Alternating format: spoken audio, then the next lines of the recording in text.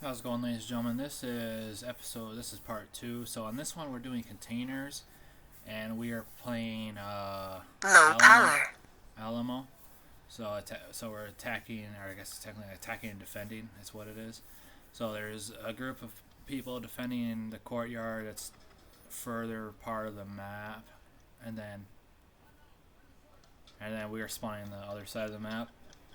So our objective is to push up and secure the courtyard and win the game. So, which we do end up winning. But anyway, so this is uh, number two of that day. So this is also from October 22nd of 2022. So I'm actually in a t-shirt. Was actually worn that day. So I switched my my outfit from what I was wearing to in the first video to a tactical T-shirt, and I still have my tactical olive dry pants on.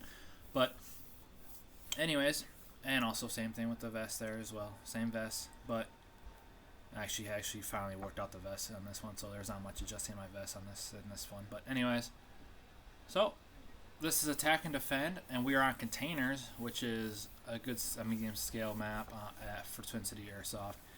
And like I said, our objective is to push up onto the position that the defenders are defending. They have no respawns, and we have unlimited respawns. I think it was unlimited respawns.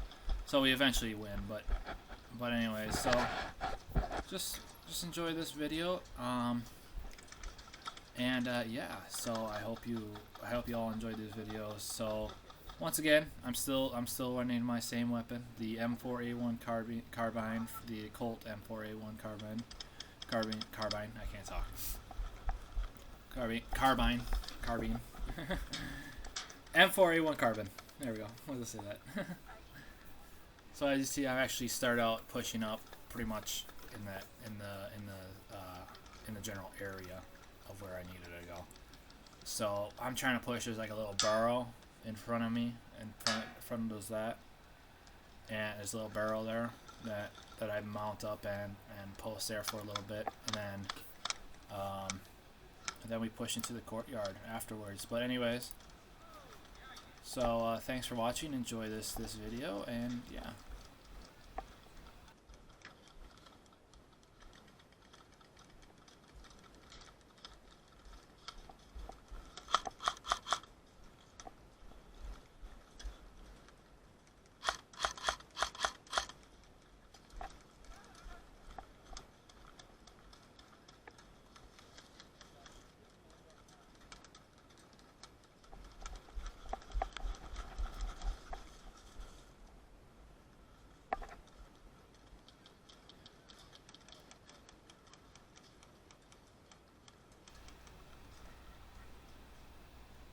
So at this point, I'm standing crouched behind a blue van, and what happened was my foregrip, the rail completely fell off. So and I caught it and then threw it in my bag because it fell off. But Second floor, second on top of the tank so container. as my foregrip fell off, I was just like, "This guy's second floor of this tank container, right?" And I was aiming at that dude. I mean, in my opinion, I'm pretty sure I hit him, but I don't think he was calling his hits because my BBs were literally going right in his position. But you know, it is what it is. There's a guy. But anyways, so you saw there, I lost my foregrip. I caught it in my left hand. I don't know how I managed to do that, and then threw it in my drop pouch real quick. But it was just kind of a funny little hiccup. I'm like, oh snap, I lost my foregrip, and just grabbed it, and then just threw it in my drop pouch where I put my mid-cap mags in. So, still behind the blue van, and then at some point, I sit here for a good 10, maybe 15 minutes, and I push up to the barrel or something like that. I don't really know. And then I lay prone to hitting this guy, trying to hit this guy up in the container. And yeah, so just we're gonna go back to it here and keep enjoying.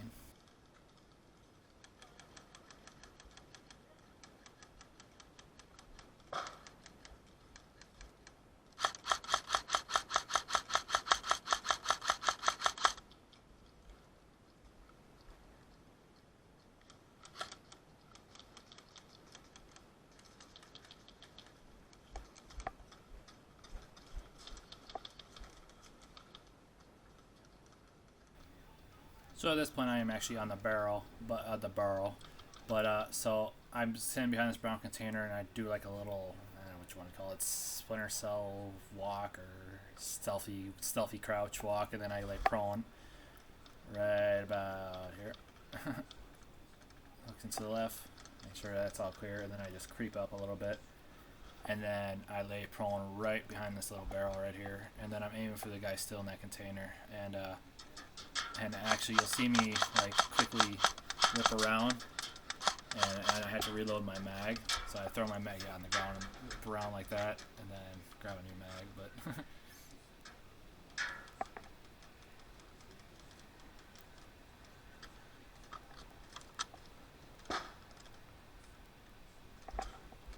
Oh, hit! yeah, I'm gonna get hit, unfortunately, but from the same. I don't know if it was the same dude from the container or someone else that was on the bottom floor. I didn't really see where it came from, but anyways, so falling back to the respawn, and then I'll start pushing up again. Anyways, so keep enjoying.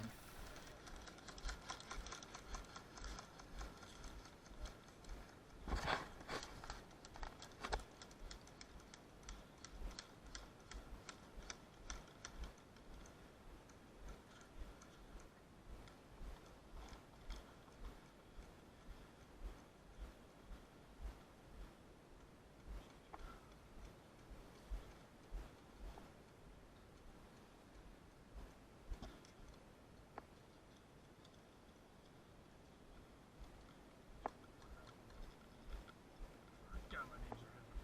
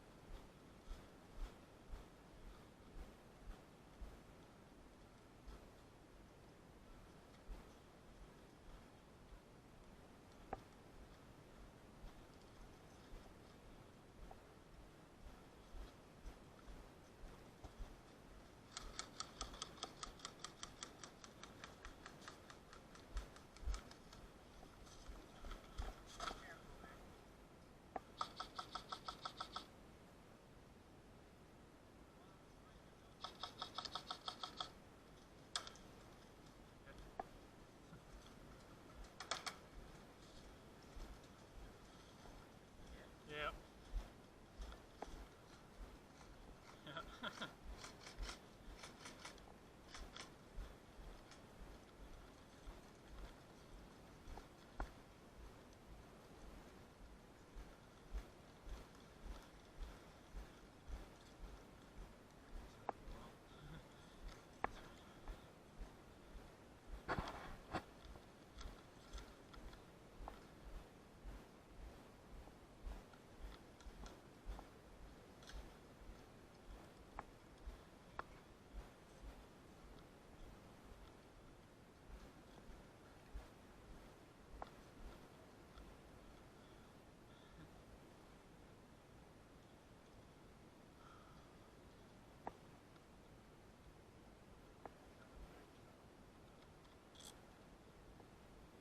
No, hopefully you're not.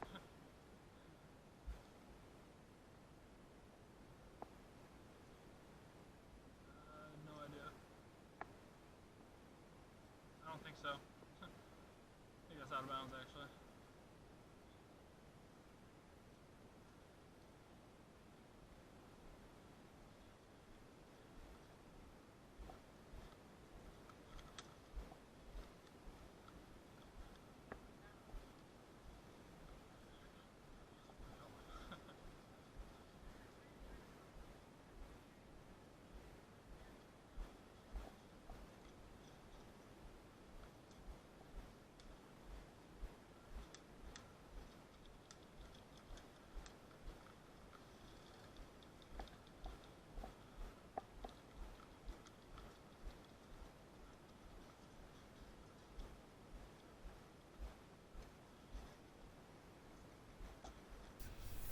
So here we are again. So I just saw I got hit there a few minutes back, but I fell back, and then I started going more left to the barrel, and because the right side wasn't working, and then I go right to see if I could get something going there. And so on this point, I'm actually on top of the barrel right here. And then I'm pushing, hide behind that wall. There we go. We're close to the courtyard at this point. Ooh, shit, that scared me. That was a banger grenade. Those are called. They're called like. They're like kind of like a disoriented. I don't call it disoriented, but it's a loud banging grenade. Like it makes your ears ring and stuff like that, especially when it hits inside containers. It's more like a stun. I would say more of a stun, but you don't get really stunned by it. I mean, your ears ring and it's loud as fuck. It's loud as heck, but so that was like a stun grenade type thing, which is also a non-lethal stun, but it can do some. I mean, I wouldn't say it's non-lethal. I mean, it's kind of, but they allow them. So yeah, it's a stun little grenade, or a banger grenade they call it, and it makes a loud bang, and it makes your ears ring and stuff like that. It's just not the same as a regular frag grenade, which is just an explosion of BBs. So that's why there's difference. But yeah, so that was a banging grenade, as you saw in there, and it's loud, it makes your ears ring, and it can be disorienting. So yeah, just a little heads up there. So the thing with this is that there's 3 grenades you can use. You can use frags, banger grenades, and smoke grenades. And I would say the 2 most common ones are the banger grenades and the smoke grenades. Yeah. Not a lot of people use the frag grenades because they've been known to not do very good. So people just use the banger grenades instead. Because sometimes the regular frag grenades that have BBs don't deploy, or just kind of like, yeah, so they just use loud banger grenades. But yeah, it is what it is. So yeah, so no one uses really frags. They mainly like use banger grenades, which are shaped like a regular frag grenade, but not all of them, but some of them are. But yeah, so here we go. We're pushing left now. So there's actually a person that was like, let's say about right behind a little shack to the left side, and I was literally maybe 8 feet from him, and I nailed him, but he didn't call it. I nailed him and he nailed me, so we both took out each other. But anyways, yeah, we took that's that. That's the part right there, the little shack right there. I just sprayed at him, I hit him, and then I'm pretty sure he called his hit as well, and then we fell back, and I think it went back to that position. But anyways, yeah. Moving on.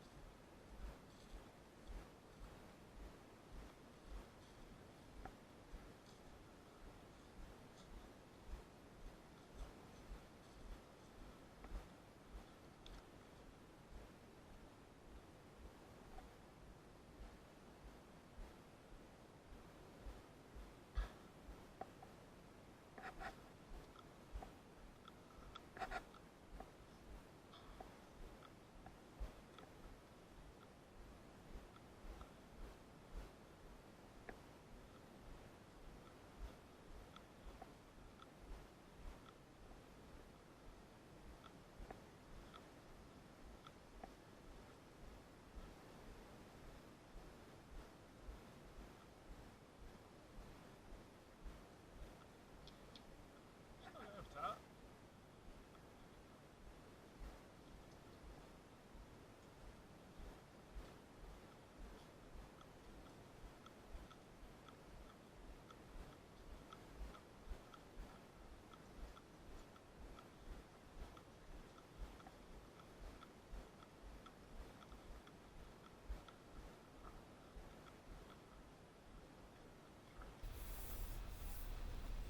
Alright, so as you see, we're pushing left, right where that shack is, that's where that guy was. So we did take him out, but I think yeah. So at this point, we got a few guys going right, a few guys going left, and their teams are starting to get less and less. The defenders are starting to get less and less defenders. So we all just started pushing into the courtyard at this time. We had people on the right side pushing and people on the left side. I am with the left side group here. And then we're just pushing and pushing, and there's no bang rule on this one. So if you ever play Milsim, which I'll talk more about, there is no bang rule in Milsim games. So what you would do if you're playing non-Milsim just for recreational, here we're all pushing the courtyard. But if you're playing recreational.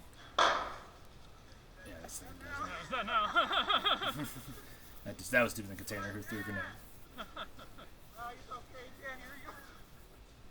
But yeah, this is the courtyard. Okay. Heard ya.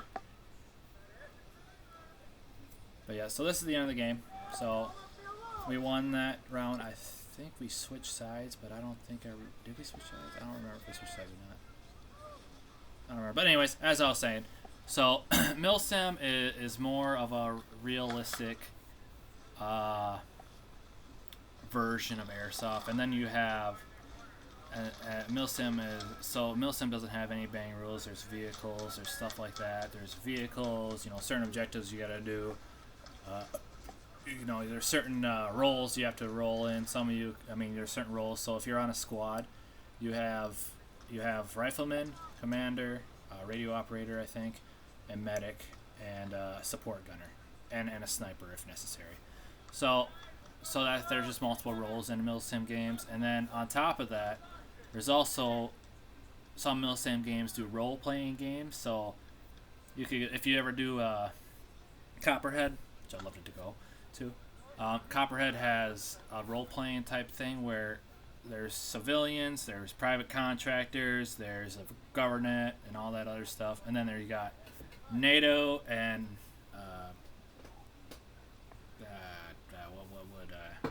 what would I consider? I don't know what I would. So yeah, NATO and let's just say whatever, and NATO forces against some sort of enemy force. I can't really. There's multiple things like that. But there's NATO forces usually, and then there's civilians, and then sometimes it depends on where you go. There's Russia, there's just all these other teams, China, all that stuff. So there's NATO versus coalition, whatever you want to call it. That's what it is. So it's just a unique little thing. It's called Copperhead, and then they have like a role playing. So there's like I said before, there's contractors, there's private security contractors, private military contractors. You just play the role, and it's super unique, and it's really cool. I mean, if you ever watch Swamp Sniper, the Apocalypse, whatever, the Apocalypse game. I tried trying to hit him like 5 times from a distance, and he didn't call it. I was like, oh really? 100% positive. My bees were curving perfectly and where he was taking cover. But whatever. Grenade kill works. Anyways, yeah, that's that one guy. But yeah, so as I was saying, that's the different. And then you got recreational. Recreational is more or less just for fun. I mean, it's not very hardcore but it depends on where you go, I guess, technically. But that's just one thing about that. Anyways, so I'll go more in depth with Milsims and recreational and classes and all that type of stuff on my Airsoft Academy whenever I start that, which will hopefully be in the next few weeks. But anyways, this is the end of the video. We're just walking and staging here. I hope you all enjoyed. I'll see you all on the next video. And stay tuned to my FPS Flak channel and also my Scout Airsoft channel. And I'll see you all later. Peace out. Thanks for watching.